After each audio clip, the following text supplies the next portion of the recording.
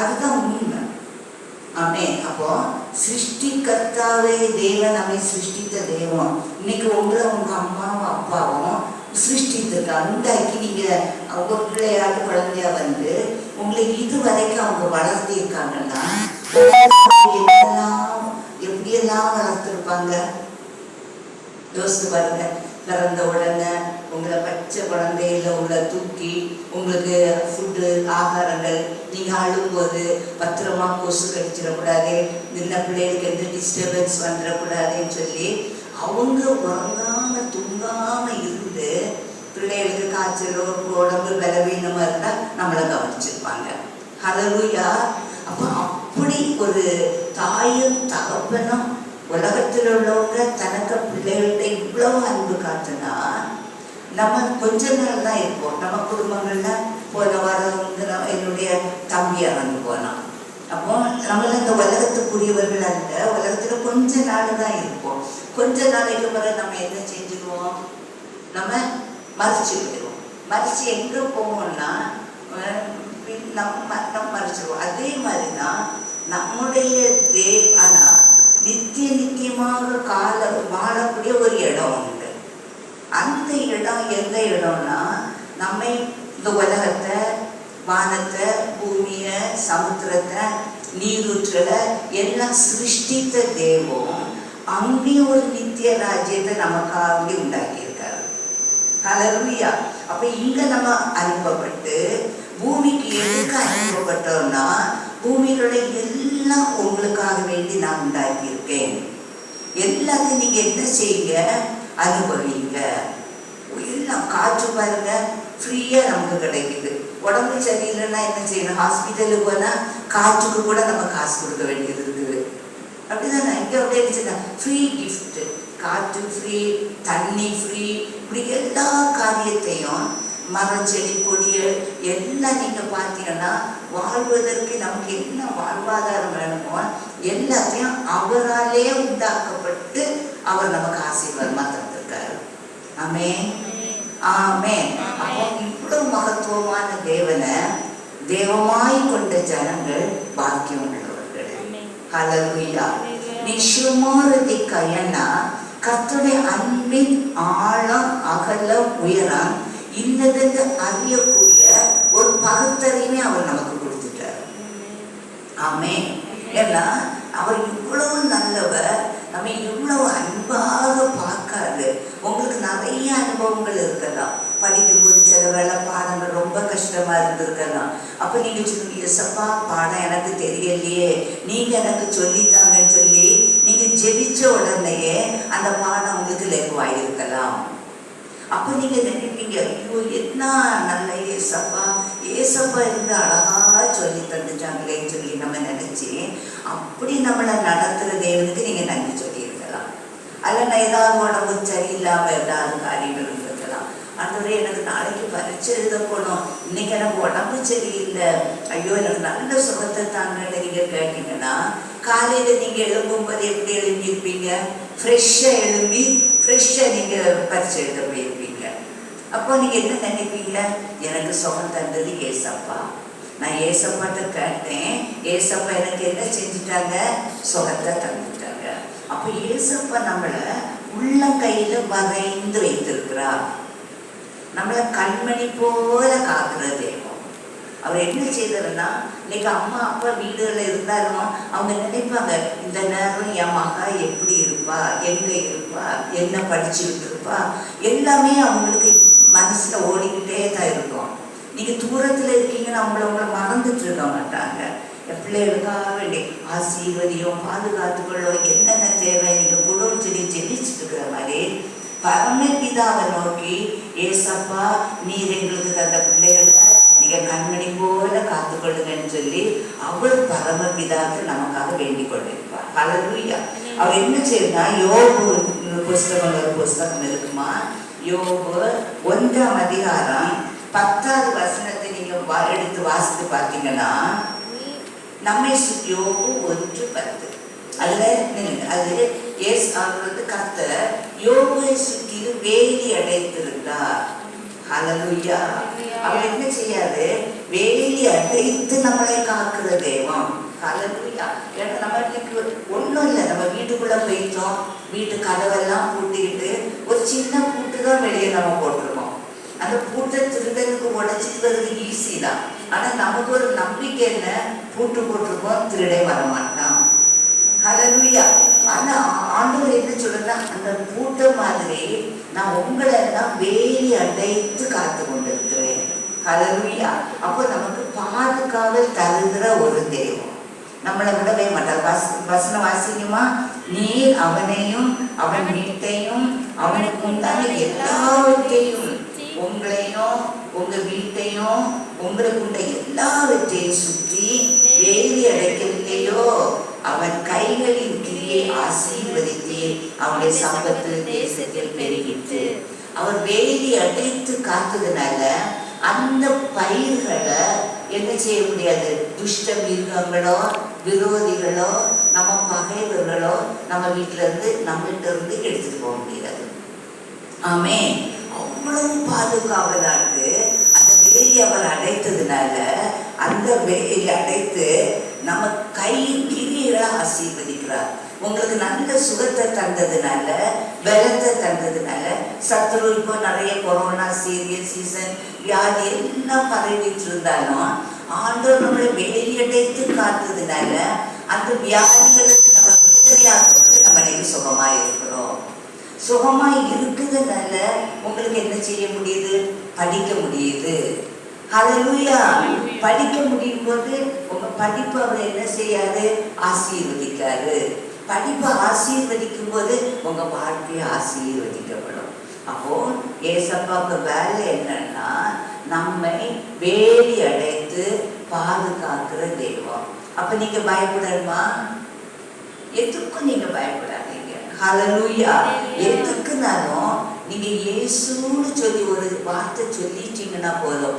இயேசுக்கு ஒரு குறிப்பிட்ட மதம் கிடையாது, குறிப்பிட்ட ஜாதி கிடையாது, குறிப்பிட்ட தேசம் கிடையாது, எல்லாமே அவர் உண்டாக்குறது.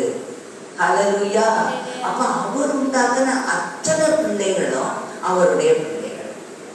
இப்ப நம்ம வீடுகள்ல அம்மா ஒரு வீடு அந்த காலத்துல எல்லாம் 5 பிள்ளைகள் 10 பிள்ளைகள் 12 பிள்ளைகள் எல்லாம் இருந்துடும்.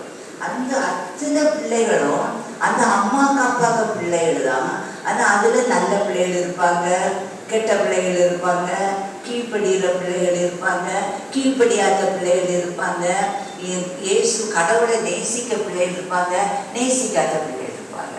அதே மாதிரி தான் இந்த உலகத்திலையும் பல விதமான கூட்டமாட்டு ஒரு பிதாவுடைய பிள்ளைகள் தான். அது அவர்கள் ஒவ்வொரு விதமான உணர்வுகள்ல அவங்க என்ன செய்யப்படுறாங்க, வளர்ந்துறாங்க.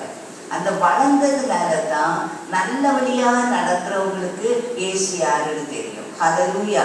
சங்கீதம் 91:11-12 பார்க்கும்போது, உன் வழிகளிலெல்லாம் உன்னை காக்கும்படி உனக்காக தம்முடைய தூதர்களுக்கு கட்டளையிட்டு விட்டார். ஹல்லேலூயா. நீ கர்த்தருடைய பிள்ளையாக, கர்த்தருடைய நாமம் தரிக்கப்பட்டு நான் இயேசுக்கு பிள்ளைன்னு நீ சொல்லிட்டேன்னா, ஒரு சுற்றில ஒரு வேலி போட்டுருவாரு. வேலி போட்டு உன்னுடைய வழிகளிலெல்லாம் உன்னை காக்கிற தெய்வம். ஹல்லேலூயா. அது காக்கிற தெய்வம் உறங்குவதும் இல்லை, தூங்குவதும் இல்லை. அவர் பாதம் கல்லில் இடராதபடிக்கு உன்னை அவருடைய கரங்களிலே ஏந்தி கொண்டு போவார். ஹல்லேலூயா. நம்மை சுற்றில தூதர்களுக்கு அவர் கட்டளையிட்டுவாரு, இவா எனக்கு பிள்ளை. நம்ம வீட்டில் நம்ம ஸ்கூலுக்கு போகும்போது சின்ன பிராயத்தில் வீட்டில் உள்ள ஆயா மாட்டை கொடுத்து என் பிள்ளைய ஸ்கூலில் கொண்டு விட்டுருங்க. சில வீடுகள்லாம் அப்படி வச்சுருப்பாங்க. வரும்போது என் பிள்ளைய இல்லைன்னா வீட்டோட கார் டிரைவர் பேர்ட்டு கொடுத்து காலேஜில் கொண்டு விடுங்க, பத்திரமா கூட்டிகிட்டு வாங்கன்னு சொல்கிற மாதிரி நம்ம ஒவ்வொருவருக்கும் அவர் ஒரு தூதனை வச்சிருக்கிறாரு. ஹல்லேலூயா. அந்த தூதனுக்கு வேலை, அந்த ஆயா நம்மளை ஸ்கூலுக்கு கூட்டிகிட்டு போகும்போது கீழே விழுந்துச்சுன்னா இருந்துச்சு, ஐயோ காலை தடவி விட்டுட்டு சொல்லுவாங்க, ஐயோ இருக்கட்டோடா. வீட்டு அம்மா கேட்பாங்க, என்ன ஆயம்மா நீ பிள்ளையை நீ சரியா கவனிக்கலையா, கீழே விழுந்துட்டானே. அம்மா இந்த தடவை விழுந்துட்டா நான் அடுத்த தடவை பார்த்து விடுவேன்னு சொல்லுவாங்க. ஹல்லேலூயா. இது தூதர்கள் காக்கும்போது நம்ம கீழே விழவே மாட்டோம். ஹல்லேலூயா. பாதம் கல்லில் இடராதபடி உன்னை காக்கிற தெய்வம். இதுதான் இயேசுக்கு முக்கியமான வேலை நம்ம அவர் பாதுகாக்கிற ஒரு தெய்வம். நமக்காக தூதர்களை அனுப்புவாரு, வழிகளிலெல்லாம் நம்ம பாதுகாக்கிற தெய்வம். அப்போ நம்ம தெய்வங்கள் இப்படி நம்மளை பாதுகாக்கிற தெய்வம் சொல்றவங்க நம்ம அதிகமா அறிய முடியாது. ஹல்லேலூயா. ஏன்னா இயேசு நம்ம சொல்லுவது அவருக்கு கேட்கும். நம்ம உணர்வுகள் நம்ம இருதயத்துல என்ன நினைக்கிறோமோ நினைப்பதற்கு முன்பாக, வேண்டிக் கொள்வதற்கு முன்பாகவே என் பிள்ளைக்கு இது ஆசை இருக்கு. இன்னைக்கு நீங்க மைண்ட்ல என்னெல்லாம் நீங்க வேண்டிக் கொள்ளுவீர்களோ அதெல்லாம் அவர் கொடுக்கறதுக்கு அவர் ஆசீர்வாதம் தருகிற ஒரு தெய்வம். அம்மா அப்பா கப்பதான் என் பிள்ளை போகும்போது என்கிட்ட இந்த பொருளை கேட்டா, ஒரு செயின் இல்லைன்னா, ஒரு வளையல் இல்லைன்னா, ஒரு ட்ரெஸ் இல்லைன்னா, ஒரு சப்பல் இல்லைன்னா, எதையும் ஒன்று கேட்டா நீங்கள் போகும்போது பார்த்தீங்கன்னா அம்மா அப்பா அதை வாங்கி ரெடியாக வச்சுருப்பாங்க. மக்களை நீ கேட்டா இல்லையா, நான் உனக்கு நான் தந்துட்டேன். ஹல்லேலூயா. அதே மாதிரி இது வேண்டிக் கொள்வதற்கு மேலாகவே நீங்கள் என்ன கேட்குறீங்களோ அதை உங்களுக்கு தந்த ஆசீர்வதிக்கிற தெய்வம். அடுத்த சங்கீதம் 125:2 எடுத்து பார்த்தீங்கன்னாமா அவர் என்ன சொல்ற, பர்வதங்கள் எருசலேமை சுற்றிலும் இருக்குமா போல் கர்த்தர் இது முதல் என்றைக்கும் தம்முடைய ஜனத்தை சுற்றிலும் இருக்கிறார். பர்வதங்கள் என்ன? மலைகள். அந்த மலைகள் என்ன செய்யுமா, எருசலேம் இதை சுற்றி மலை இருக்கிறனால அந்த தேசத்தை சத்துருவால மேற்கொள்ள முடியாது. ஏன்னா மலைகள் கொண்டு அவர் பாதுகாக்கிற தெய்வம். அதே மாதிரி நம்மளை சுற்றிலும் அக்னி மதிலை அவர் எழுப்பி வைத்திருக்கிறார். ஹல்லேலூயா. நம்ம சுற்றிலும் தீ எரிஞ்சுக்கிட்டே இருக்கும். இந்த மந்திரவாதிகள் இந்த இவங்கெல்லாம் சொல்லுவாங்க, கிறிஸ்தவங்களை கண்டா அவங்கள சுற்றிலும் தீ எரியுது எங்களுக்கு தெரியும், அவங்களுக்கு தலைக்கு மேல தீ எரிஞ்சுட்டே இருக்கு நாங்க பார்ப்போம், அவர்களை சுற்றிலும் தூதர்கள் இருக்குது நாங்க பார்ப்போம், அவங்க வீட்டை தூதர்கள் வேலி அடைத்திருக்குதுன்னு பார்ப்போம். அதனால அந்த வீட்டுல எங்களுக்கு மந்திரம் செய்ய முடியல, அந்த வீட்டுல உள்ளவங்கள அழிக்கிறதுக்கு எங்களுக்கு பலன் இல்லை. என் பலனாகிய கர்த்தர் அவ்வளவு பலத்தோட அவரை நேசிக்கிற பிள்ளைகளை அவர் பாதுகாக்கிற தெய்வம். ஹல்லேலூயா. இந்த பாதுகாவல் உங்களுக்கு எப்படி கிடைக்கும்? ஹல்லேலூயா. நீங்க இயேசுவை விசுவாசிச்சுட்டா போதும். ஐயசப்ப நான் உங்க பிள்ளை. ஒரே ஒரு வார்த்தை, நீர் எனக்கு நான் உங்க பிள்ளைனால நீங்க என்ன சுற்றி வேலி அடைச்சிட்டீங்க, நான் பாத கல்லில் விடறாதபடி என் வழியிலெல்லாம் நீங்க என்ன காத்துருவீங்க, என்னை சுற்றிலும் ஒரு மதிலை நீங்க அமைச்சிட்டீங்க. எவ்வளவு சந்தோஷம் பாருங்க. ஹல்லேலூயா. நம்மளுக்கு சுற்றிலும் ஒரு மதில். உங்களுக்கு இப்போ நம்ம பார்த்த பெரிய பேலஸ்ல இல்லைன்னா பெரிய இடத்துல எல்லாம் பெரிய வாட்ச்மேன் இல்லைன்னா பெரிய போலீஸ் எல்லாம் கண்ணை வச்சுட்டு பெரிய ஜுவல்லரி அங்கெல்லாம் நிற்கிறத நம்ம பார்க்குறோம். அங்கே அவங்க நிற்கும் போது அந்த ஓனருக்கு கவலையே கிடையாது, யார் வந்தாலும் வாட்ச்மேன் இருக்கான் பிடிச்சுக்கிடுவான்னு சொல்லி அவங்க ஃப்ரீயாக அவங்க வேலையை செய்ய முடியும். அதே மாதிரி உங்களுக்கு ஆண்டவர் தந்த வேலையை நீங்கள் ஃப்ரீயாக செய்வதற்கு அவர் சொல்றாரு, நான் உங்களுக்கு பலத்த அரணாய் இருக்கிறேன். ஹல்லேலூயா. அப்ப நீங்க பயப்பட வேண்டிய தேவையில்லை.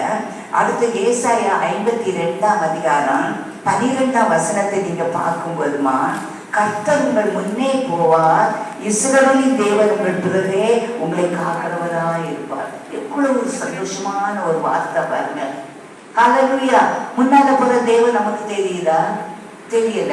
பின்னால நம்மளை காக்கிற தேவன் தெரியுதா? தெரியல.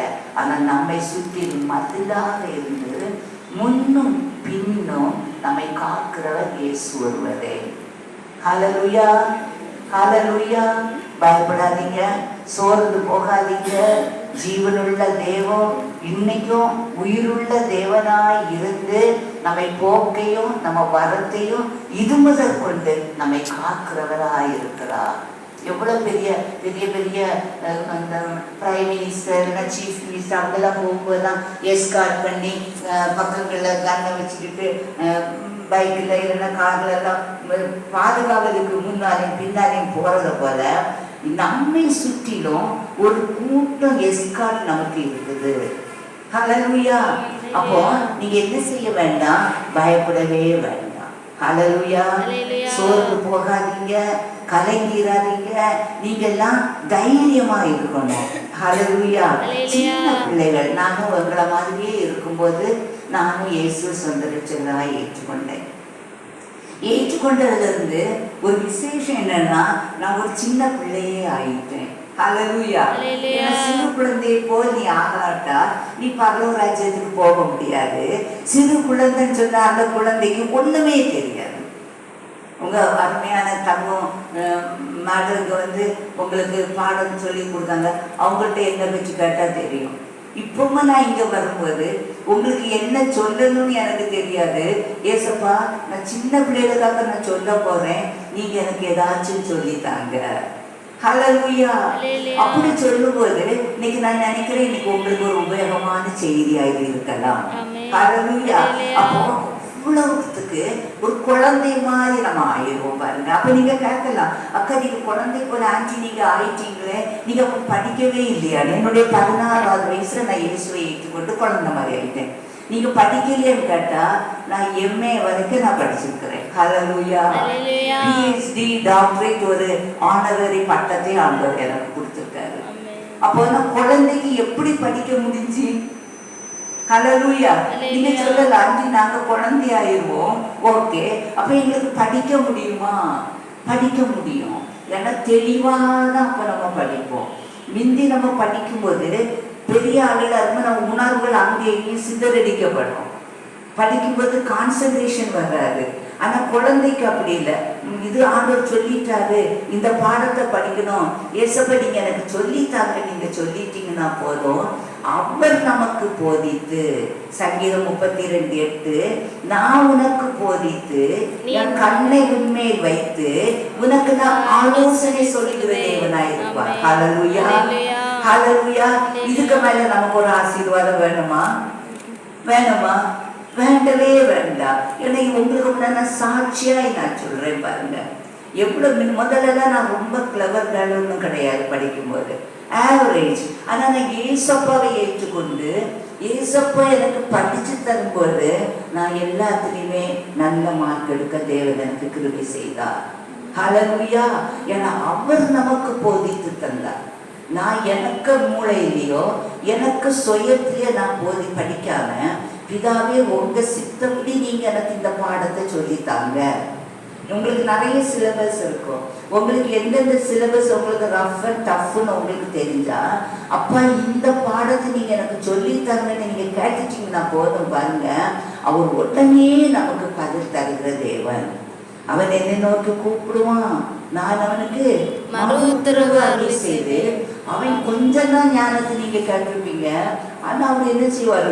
பரிபூர்ண ஞானத்தினால உங்களை ஆசீர்வதிக்கிற தேவனாய் இருப்பார். ஹல்லேலூயா. அப்போ நம்ம தேவன் நம்மை போதித்து ஆசீர்வதித்து நடத்துகிற ஒரு தேவனாய் இருக்கிறார். சங்கீதம் 119, 105 பார்க்கும்போது அவருடைய வசனம் நம்ம கால்களுக்கு தீபமும் பாதைக்கு வெளிச்சமா இருக்கிறது. அது அருமையான ஆண்டி சொன்னாங்க, எல்லாரும் பைபிள் வாசிப்பீங்களா கேட்டாங்க. எப்படி வாசிங்க? எதுக்கு நாங்க அதெல்லாம் உங்களுக்கு நாங்க சொல்லி தரோம்? எதுக்கு பைபிள் வாசிக்கணும்? இன்னைக்கு சில வீடுகள் எல்லாம் பைபிள் எல்லாம் கொண்டு போகவே விட மாட்டாங்க வீட்டுக்குள்ள. ஏன்னா அந்த பைபிள் வீட்டுக்குள்ள இருந்துன்னா அந்த பைபிள் ஆண்டவருடைய வல்லமையான அபிஷேகத்தினால ஆவியானவரால் எழுதப்பட்ட வார்த்தைகள். அப்ப இந்த பிசாசுன்னு சொல்ற ஒரு அசுத்தத்துக்கு இந்த வேத புஸ்தகத்தை கண்டா கோபம் வந்துடும். அதனாலதான் நீங்க யாரும் வேதத்தை வாசிக்காதீங்க. எந்த புஸ்தகத்தையும் வீட்டுக்குள்ள கொண்டு வரலாம், வேத புஸ்தகத்தை மாத்திரம் கொண்டு வராதீங்க. ஏன் இந்த வேத புஸ்தகம் கொண்டு வந்துட்டா இந்த புஸ்தகம் எங்க வீட்டுல இருந்தா அசுத்தமான எந்த கிரியையும் எங்க வீட்டுக்கு வர முடியாது. ஹல்லேலூயா. அதனாலதான் அவங்க என்ன செய்யறாங்க, அந்த வேத புஸ்தகம் வேண்டான்னு சொல்றாங்க.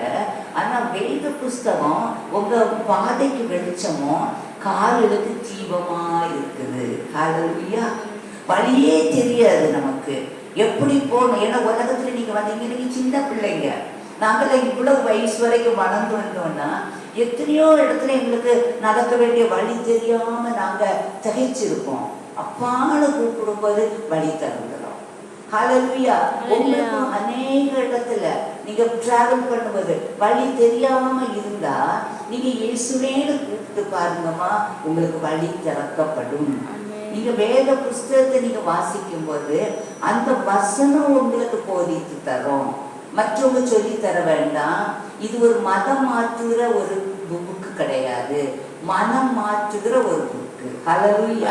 ஏற்கனவே ஒருத்தர சாட்சியை நான் கேட்டேன். நான் இயேசுவை ஏற்றுக்கொள்வதற்கு முன்பும் ஒருத்தரை இயேசுவை பற்றி சொல்லல, இயேசுவை ஏற்றுக்கொண்ட பிறகும் ஒருத்தரை இயேசுவை பற்றி சொல்லல. இயேசுவே எனக்கு போதித்தார் ஒரு சாட்சி. ஹல்லேலூயா. அந்த இயேசுவை நீங்க நோக்கி பார்த்தா, இயேசுவே உங்களுக்கு போதிக்கும் போது உங்களுடைய வழிகள் எல்லாம் ஆசீர்வாதமாய் மாற்றப்படும். அவர் நமக்கு அடைக்கலமான தெய்வம். ஹல்லேலூயா.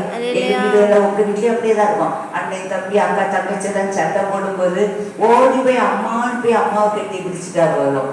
அண்ணன் அடிக்க ஒரு அண்ணன் டேய் இப்ப தங்கச்சியை தொடாத, அவ என்கிட்ட அடைக்கலமா வந்துட்டா சொல்லுவாங்க தானே.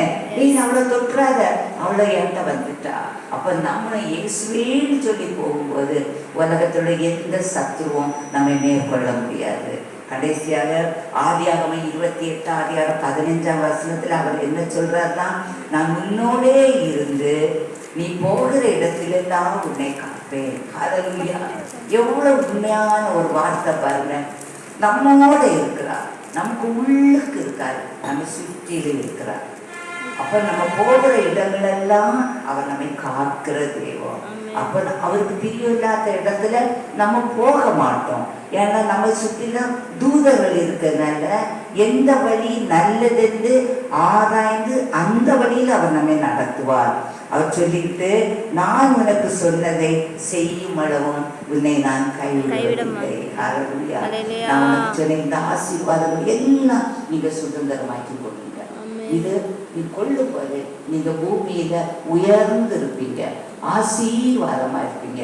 உங்களை காணுறவங்க உங்க வெளிச்சத்தை அவங்க பார்த்து, ஐயோ இவ இப்படி இருந்தா, இப்ப இப்படி கோபமா படுவா, இப்ப கோபமே காணலையே, இப்ப எல்லாத்தையும் அன்பா இருக்காளே, சமாதானமா இருக்காளே, எப்படி சண்டை போடுவாளே, இல்லைன்னா எரிச்சல நடப்பாளே, இப்போ ஒன்னையும் விட்ட காணலி சொல்லுவீங்க. நான் போய் ஏசப்பா பிள்ளை, ஏசப்பாக போனோம் நமக்குள்ள வந்துடும். அவருக்கு அன்பு நமக்கு வந்துடும், பொறுமை வந்துடும், எல்லாரையும் சமாதானமாய் நடத்தக்கூடிய பாசம் நமக்குள்ள வந்துடும். வரும்போது நம்மளும் ஆசீர்வதிக்கப்படுவோம், பூமியில் உள்ளவங்களும் ஆசீர்வதிக்கப்படுவோம். ஹல்லேலூயா. நாம் ஆராதிக்கிற தெய்வம் ஜீவன் உள்ள தெய்வம், அவர் உயிர் உள்ள தெய்வம். நம்ம சொல்லுவதெல்லாம் அவருக்கு கேட்கும், நீங்க நினைப்பதெல்லாம் அவருக்கு தெரியும். உங்களை அதன்படி ஆசீர்வதித்து பூமியில உங்களை பெருகவே பெருக பண்ணுவேன்னு சொல்லி உங்களை கீழாக்காம மேலாக்குவார், வாழாக்காம தலையாகுங்க. நீங்க போகிற இடங்கள் எல்லாம் இவ ஆண்டவருக்கு பிள்ளை, இவளை நான் ஆசீர்வதிக்கப்பட்டவன்னு சொல்லி மற்றவங்க சொல்லக்கூடிய அளவுக்கு உங்க சிரசுல அவர் ஆசீர்வதிக்கிற ஆசீர்வாதம் காமிக்கும். அதனால அருமையான தேவனுடைய பிள்ளைகளை, ஏசப்பா மெய்யான தேவன் என்பதை அறிந்து முழு இருதயத்தோடு அவரை நீங்க அன்பு கொண்டா போதும். மதம் மாறன்னா மனம் மாறுங்க. மனதுல இயேசு இயேசுன்னு நீங்க சொல்லும் போது உங்களுக்குள்ள அவருடைய வல்லமை விளங்கும் போது உங்களுக்கு மேல இருக்கிற வெளிச்சம் உங்களுக்கு தெரியாதவங்க மேலேயும் பட்டு அவங்களும் நித்திய ராஜ்யத்தை அடையணும். ஏன்னா மோட்சம் உண்டு, நரகம் உண்டு. நல்லபடியாய் வாழ்ந்து வெளிச்சத்துல நடக்கிறவங்களுக்கு மோட்சம் கிடைக்கும், இருளில் நடக்கிறவங்களுக்கு கந்தகமும் காரியங்களும் உள்ள நரகம் நடக்கும். அப்போ உங்களுக்கு நரகம் வேணுமா, மோட்சம் வேணுமா, இயேசு வேணுமா, இல்லைன்னா இயேசு வேண்டாமா, அதெல்லாம் நீங்க நினைச்சு தேவனுக்கு உங்களை ஒப்பு கொடுங்க. தேவன் தாமே உங்க ஒவ்வொருவரையும் ஆசீர்வதிப்பாராக. ஆமென், ஆமென்.